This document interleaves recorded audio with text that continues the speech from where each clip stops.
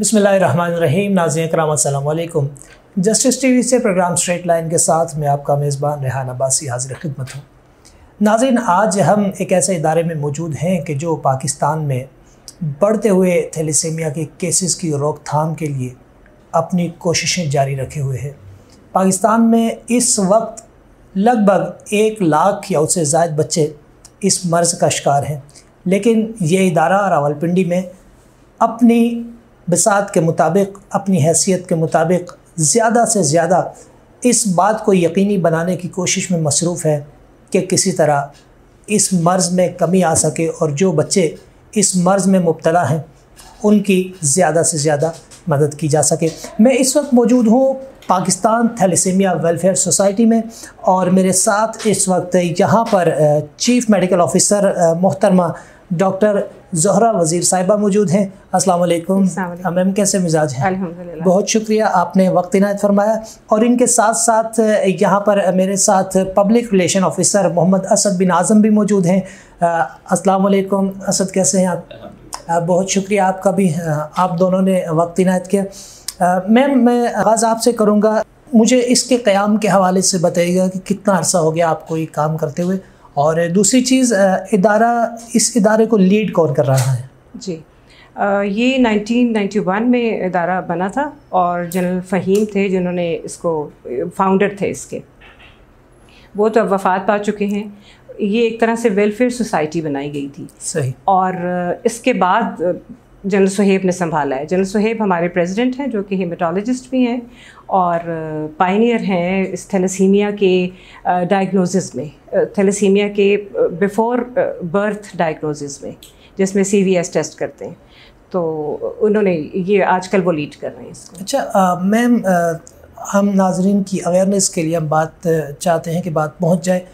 Thalassaemia बुनियादी तौर पर ये बीमारी है क्या, ये कैसे जन्म लेती है? जी, थैलेसीमिया मौरूसी बीमारी है, जेनेटिकली आती है, पेरेंट्स में होती है। माँ और बाप दोनों थैलेसीमिया माइनर हों तो फिर उनके बच्चों में हर प्रेगनेंसी में 25% चांस है कि वो थैलेसीमिया मेजर पैदा होगा, 50% चांस है कि वो थैलेसीमिया माइनर होगा और 25% चांस है कि नॉर्मल होगा हर प्रेगनेंसी में।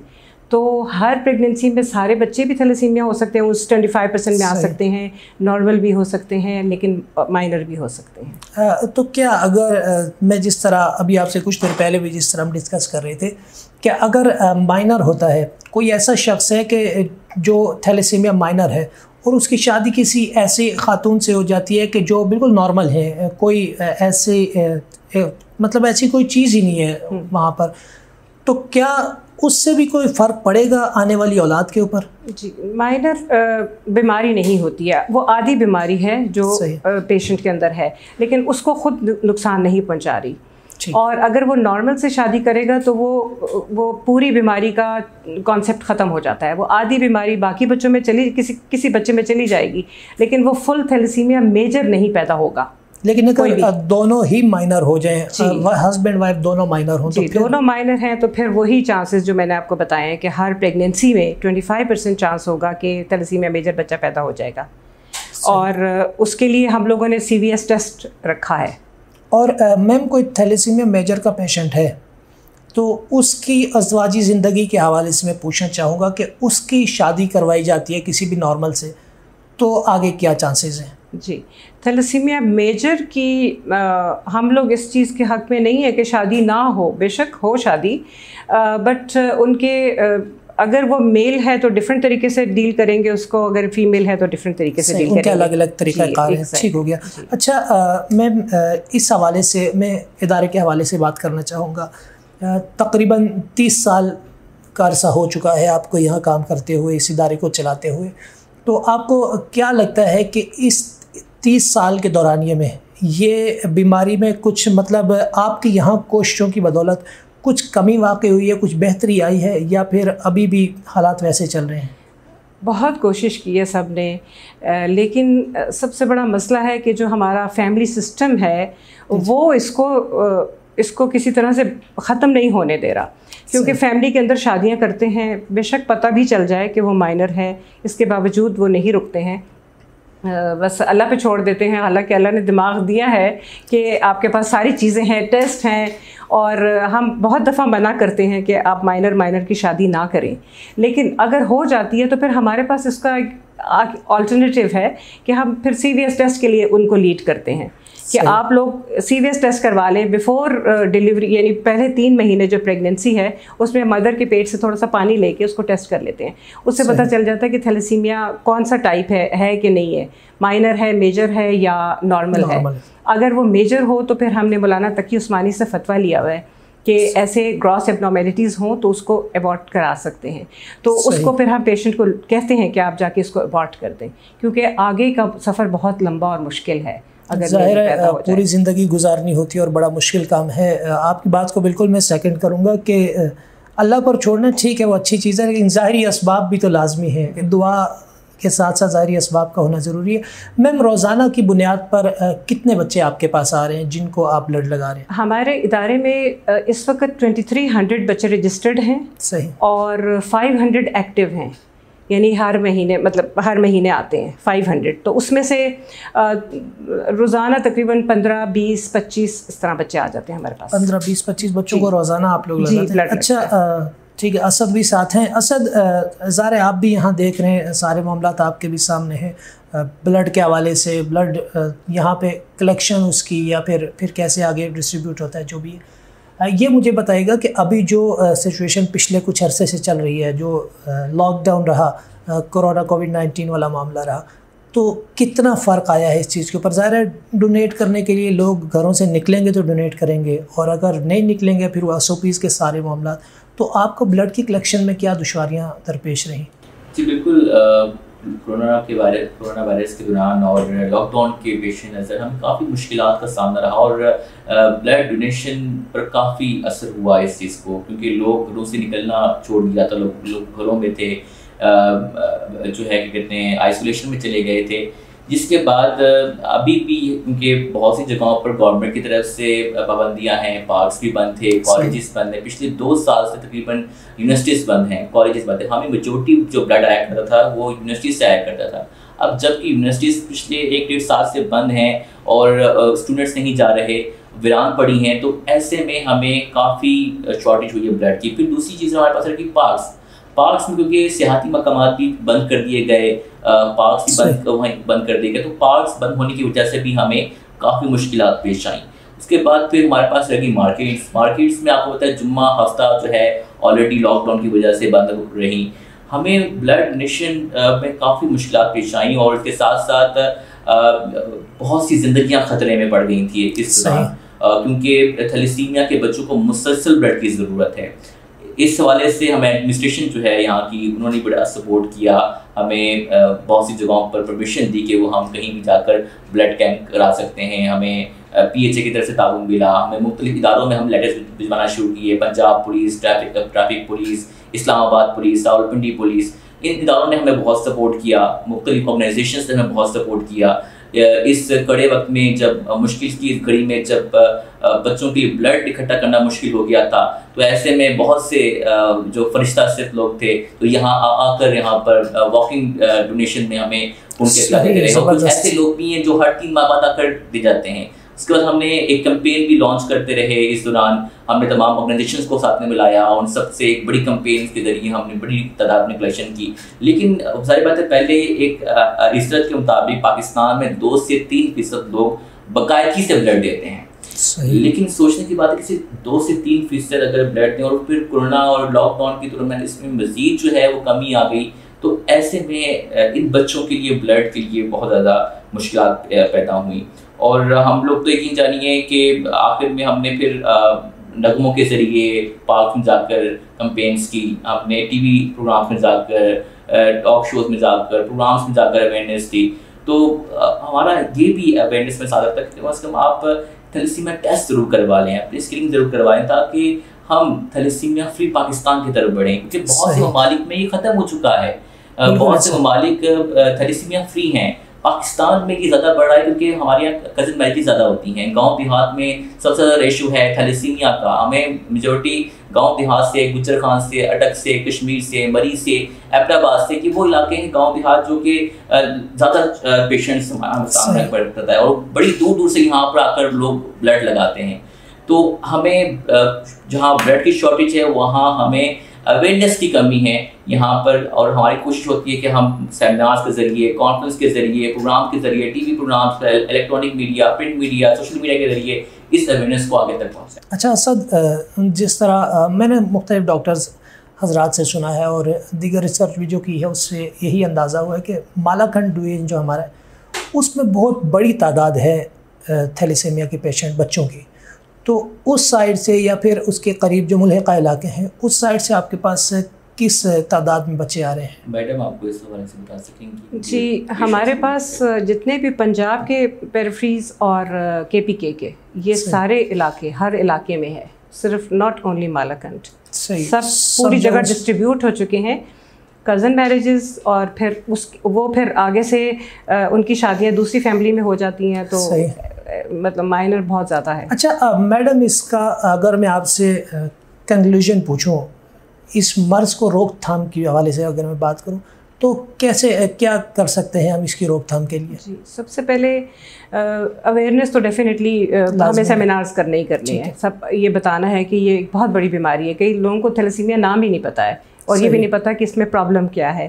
फिर दूसरा, इनका जो मेरी सजेशन है कि वो हर पाकिस्तान में हर बच्चे की CV ब्लड टेस्ट हो जाना चाहिए, ब्लड CP हो जाना चाहिए। ब्लड CP में ये होता है कि उसमें उसके अंदर थोड़ी बहुत चेंजेस आ जाती हैं थैलेसीमिया के साथ या एनीमिया के साथ, तो वो नज़र आ जाती हैं। डॉक्टर अगर देखेगा तो वो बता देगा कि ये चेंजेस हैं, तो फर्दर टेस्ट करें, तो दैट इज़ HB इलेक्ट्रोफोरेसिस।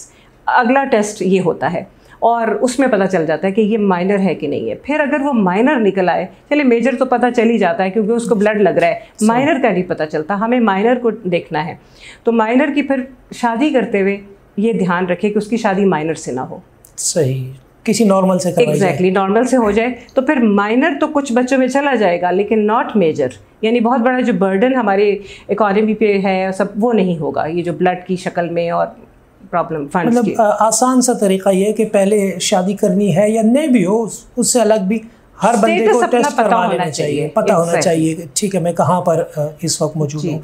ठीक हो गया मैम, मैं मज़ीद थोड़ा सा डिटेल में जानना चाहूँगा इस हवाले से, बीमारी के हवाले से थोड़ा सा हमारे नाजरीन को बताइएगा। बेसिकली ब्लड के कौन से खुलिए हैं, कौन से सेल्स हैं जो ज़्यादा मुतासिर होते हैं इससे? जी, इसमें इन बच्चों का सारा ब्लड नॉर्मल बन रहा होता है, प्लाज्मा सारा कुछ उसके अंदर, लेकिन उसमें से सिर्फ और सिर्फ रेड सेल नहीं बनते, और जो बनते हैं वो टेढ़े बेढ़े बनते हैं। तो जब हमारी छोटी कैपिलरीज में से वो गुजरते हैं, छोटी ब्लड वेसल्स में से, तो वो टूट जाते हैं, क्योंकि नॉर्मल तो एक डिस्कॉइड शेप होती है, तो ये शेप जब इसकी चेंज हो जाती है तो वो टूट जाता है। तो फिर वो जो न्यूट्रिशन, जो खाना हमने खाया होता है और जो ऑक्सीजन है वो बॉडी के डिफरेंट पार्ट्स तक नहीं पहुंचती है, तो वो बच्चा एनीमिक और बीमार से बीमार होता चला जाता है। तो उसको हम सिर्फ और सिर्फ रेड सेल लगाते हैं और मंथ में हम 1 या 2 दफ़ा लगाते हैं। अच्छा, जब आप बच्चे को रेड सेल लगाते हैं, मतलब कोई मेजर पेशेंट आ गया, उसको आपने जो ब्लड लगाया कितनी उसकी क्वांटिटी होती है? हर बच्चे का वेट के लिहाज से लगता है। छोटे बच्चों को थोड़ा लगेगा और बड़े बच्चों को ज़्यादा लगेगा। यूजुअली वैसे हमारा बैग 500 ml तक होता है, लेकिन उसके लिहाज से हम लगाते हैं। उसकी हीमोग्लोबिन मिनिमम कितना होता है? हाफ बैग होगा मिनिमम या 1 बैग मिनिमम लगता है? नहीं, वेट के लिहाज से 15 ml पर kg लगाते हैं हम। सही हर उसके जो बच्चे का वेट होता है, लेकिन असल हमारा टारगेट होता है उसकी हीमोग्लोबिन को 10 से अबव रखना। सही जी, मेन टारगेट ये है। अगर उसका HB कम है ब्लड लगने के बावजूद, हम उसको फिर कुछ दिन बाद लगाएंगे ताकि उसका HB 10 से ऊपर चला जाए। 10 से ऊपर जाता है तो बच्चा हेल्दी रहता है, उसको नॉर्मल एक्टिविटीज़ में कोई मसला नहीं होता। अच्छा, इसका हमने ये बात तो कर ली कि इसकी रोकथाम कैसे की जा सकती है। आप ज़रा ब्लड लगा रही, ये भी एक इलाज है। इसके अलावा थैलेसीमिया का क्या इलाज है? इसके अलावा जो आखिरी फाइनल इलाज है that is bone marrow transplant. तो उसमें ये है कि किसी डोनर से जो कि मैच करता हो पेशेंट के साथ, मैच करना बहुत ज़रूरी है। तो उससे थोड़ा सा बोन मैरो या ब्लड लेके उसको दूसरे बच्चे पे इंजेक्ट करते हैं और फिर उसको हम अपने पास रखते हैं। बोन मैरो ट्रांसप्लांट उसका होता है। उसको बच्चे का पहले जो पुरानी बोन मैरो होती है उसको ख़त्म करते हैं मेडिसिन के थ्रू, फिर उसके बाद ये वाली बोन मैरो उसमें डालते हैं और इसको जड़ पकड़ने देते हैं इसकी हड्डियों के अंदर। जब वो जड़ पकड़ लेता है, इट टेक्स मंथ्स, उस दौरान में बच्चा हमारे पास ही रहता है और उसकी पूरी केयर होती है। तो बोन मैरो ट्रांसप्लांट एक लंबा प्रोसेस है और इसमें डोनर आपके साथ मैच करना भी काफ़ी मुश्किल होता है। तो लेकिन ये कि है, ये इलाज एक है। अच्छा असद, ये बताइएगा कि जिस तरह आपने बताया कि लॉकडाउन में जो सूरत हाल रही बड़ी मुश्किल थी, लेकिन कुछ लोगों ने आकर यहाँ पर ख़ुद ही आए और आकर ब्लड अपना पेश किया, बहुत बड़ी बात है और आला ज़रफ़ी है। मुझे ये बताइए कि अब तो वैक्सीन लग रही है लोगों को, तो इसकी वजह से कितना प्रॉब्लम आ रहा है? प्रॉब्लम है इसमें तकरीबन इस वैक्सीनेशन के बाद 2 वीक्स तक आपके पास होता है कि आप नहीं दे सकते ब्लड। सही। और इससे पहले मैं 2 चीज़ें ज़रूर डिस्कस करूँगा कि बहुत से लोगों को ये गलत फहमी है ब्लड डोनेशन के हवाले से, और यही वजूहत है कि आगाही ना, इस पर भी आगाही ना होने की वजह से लोग ब्लड उस तरह नहीं दे पाते जिस तरह देना चाहिए रेगुलर। सही। और आपको बताएं कि रेगुलर डॉक्टर्स कहते हैं कि आप साल में 3 दफ़ा उनका अतिया दे सकते हैं। अगर आप एक सेहतमंद इंसान हैं, सेहतमंद जिंदगी गुजार रहे हैं, आपको कोई प्रॉब्लम नहीं है, तो आप ब्लड डोनेट कर सकते हैं साल में 3 दफ़ा। इसके फ़ायदे क्या हैं कि आप कैंसर से बच सकते हैं, आप दिल की दीगर अमराज हैं उनसे बच सकते हैं, आपका ब्लड प्रेशर नॉर्मल हो रह सकता है। इसके साथ साथ आप जब अपना नया ब्लड बनाते हैं तो आप दूसरा जो ब्लड है बजाय उसके कि आप ज़ाया हो जाए और आप किसी को डोनेट कर दें, तो इससे बड़ा सदका जारिया और क्या हो सकता है, आपके जिस्म की ज़कात भी है। बल्कि कुरान मजीद में अल्लाह ताला फरमा रहे हैं जिसने किसी एक इंसान की जान बचाई हो या उसने तमाम इंसानियत को बचा लिया, तो कितना अजीम काम है कि आपकी ज़िंदगी से किसी को ज़िंदगी मिल सकती है। सिर्फ 5 से 10 मिनट प्रोसीजर है इसका। आप आकर ब्लड डोनेट करते हैं और आप डोनेट करने के बाद मज़ीद तंदुरुस्त और एक सेहतमंद ज़िंदगी गुजार सकते हैं। और जाहिर बात है उस चीज़ में भला क्या नुकसान होगा जिससे अल्लाह के बंदों की जो है मदद शामिल हो, अल्लाह की मखलूक की फलाह शामिल हो, तो अल्लाह ताला तो उसमें मज़ीद आपको ताकत देता है, आपको हिम्मत देता है। और यकीनन हमने ऐसे बहुत से लोगों को देखा है जो कि यहाँ पर आकर हमारे पास 150 दफ़ा भी ब्लड डोनेट कर, एक रिकॉर्ड भी है यहाँ पे हमारे इस इदारे में, और रेगुलर ब्लड डोनेट करते हैं। हम सबसे यही अपील करेंगे कि ब्लड देते रहें। इससे ना सिर्फ आप एक सेहतमंद ज़िंदगी गुजार सकते हैं बल्कि साथ साथ बहुत से बच्चों की आप उम्मीद बन सकते हैं उनके जीने की, और उनके जीने की ताकत आपका खून जो आप अतिया करते हैं बहुत से मासूम बच्चों के जीने की उम्मीद और ताकत बन सकता है ये जी। और इसमें स्क्रीनिंग भी हो जाती है आपकी हेपेटाइटिस बी की, हेपेटाइटिस सी और HIV की और सिफिलिस और मलेरिया। ये 5 टेस्ट हम उस ब्लड पे करते हैं और इन 5 चीज़ों का मुफ्त में उस पेशेंट डोनर को पता चल जाता है कि भाई ये उसमें नहीं है, क्या क्या है। ठीक है, बीमारियों का खुद ही अंदाज़ा हो जाता है। एग्जैक्टली। ठीक है डॉक्टर साहब, बहुत शुक्रिया, बहुत नवाजिश, आपका कीमती वक्त आपने इनायत फरमाया। असद, आपका बहुत शुक्रिया। नाज़रीन इकराम, आपने गुफ्तगू सुनी डॉक्टर साहिबा, डॉक्टर ज़ोहरा वज़ीर साहिबा चीफ़ मेडिकल ऑफिसर हैं यहाँ पर, और इनके साथ साथ पब्लिक रिलेशन ऑफिसर हैं यहाँ मोहम्मद असद बिन आज़म। दोनों की गुफ्तगू आपने सुनी। यहाँ से एक जो पैगाम जो असद की जानिब से भी दिया गया यकीनन आप तक पहुँचा होगा। अल्लाह रब्बुल इज़्ज़त ने आपको तौफ़ीक़ अता फ़रमाई है, तो आप आइए ब्लड दीजिए, ये आपके जिस्म की ज़कात है, इससे ये एक आप सदका दे रहे हैं, खैरात कर रहे हैं, तो ज़रूर आइए इस कार खैर में इनका दस्तबाजू बनिए। ये लोग बड़ी कोशिश कर रहे हैं, बहुत अरसे से, तकरीबन 30 साल से ये इदारा काम कर रहा है इस मूजी मर्ज़ के ऊपर। इनकी हत्तल इम्कान यही कोशिश है कि किसी तरह इस मर्ज़ से पाकिस्तान को निजात दिलाई जा सके, तो ये कोशिश कर रहे हैं। आप भी इनके साथ शाना बशाना हो जाइए और उम्मीद है कि सब मिलकर काम करेंगे तो इंशाल्लाह एक दिन पाकिस्तान को हम थैलेसीमिया फ्री कंट्री बनाने में अपना किरदार अदा कर सकेंगे। अपने मेज़बान रेहान अब्बासी को दीजिए इजाज़त। ज़िंदगी रही तो फिर हाजिर होंगे। वस्सलामु अलैकुम व रहमतुल्लाहि व बरकातुहू।